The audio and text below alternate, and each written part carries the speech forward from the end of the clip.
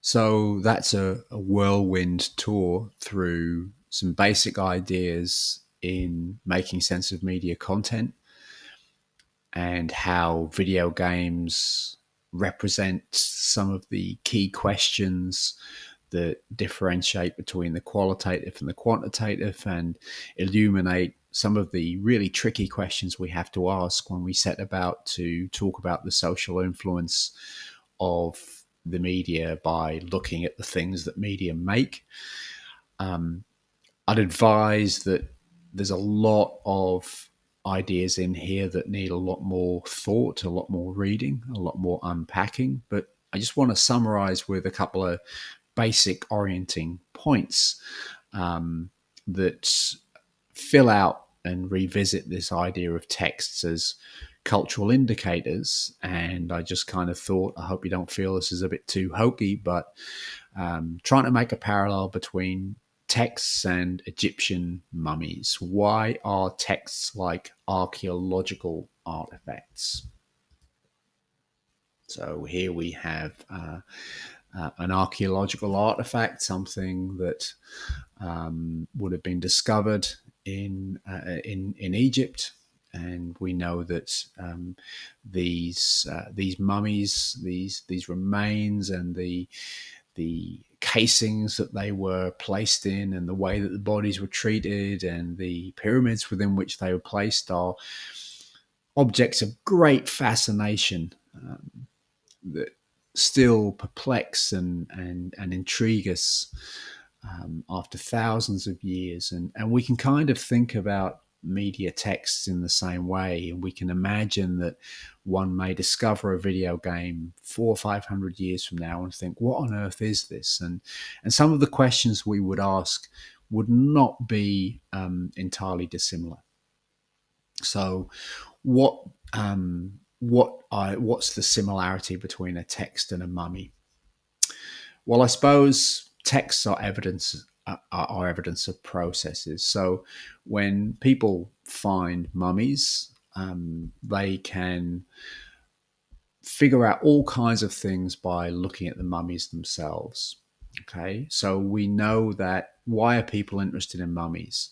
Well, they're interested in mummies not for the objects themselves, but because it's possible, or at least the hope is it's possible, to reconstruct an entire way of life by looking at those mummies.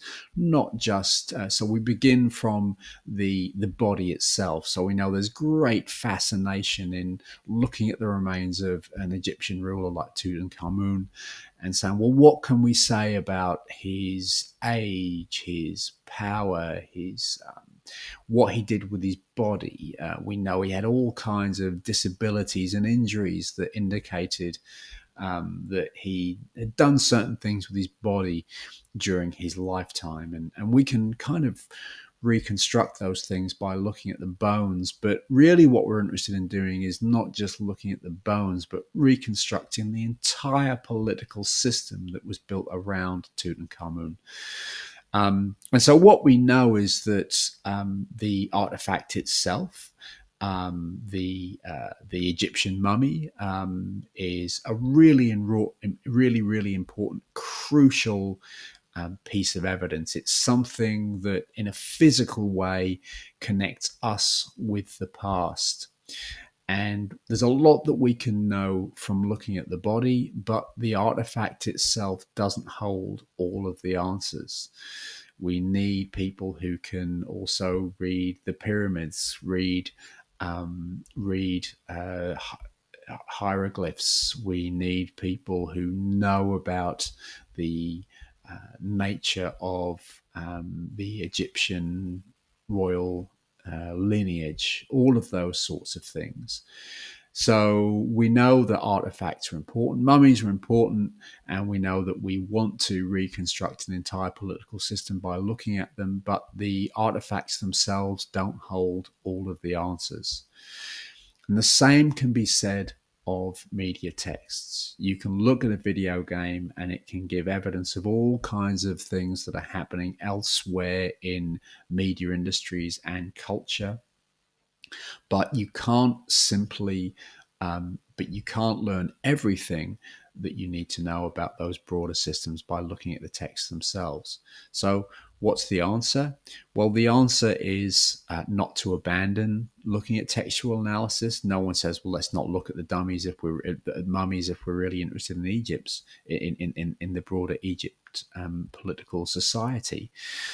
No, that's not the point. The point is that we need to be very clear about what can we ask, what questions can we answer by looking at texts themselves.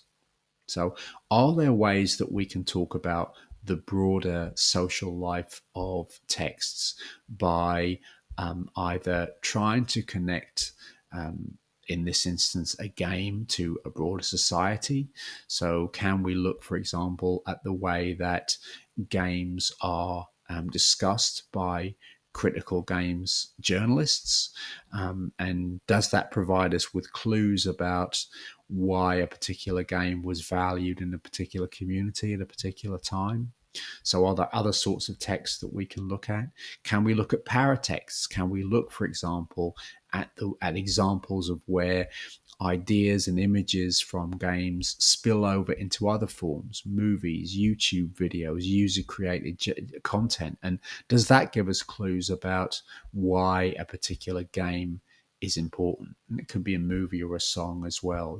For example, does the fact that a particular game or song or movie or media character or celebrity lends itself, himself, or herself to meme generation, does that tell us something about the significance of that thing or that person? All of these things are, or would we simply like someone like, would we, for example, pick a particular game and look simply at gender representations in that game or representations of different races and talk about patterns that we observe in those games and think about some of the implications or questions that arise from those patterns? All of these things are entirely possible. So, textual analysis is a really useful, valuable, powerful method, um, best exercised by thinking very clearly about what can we tell by looking at particular texts. What decisions do we make in when we decide what content to look at? What does that content represent? And how can it be used to talk about not the meaning of media content, but its social significance?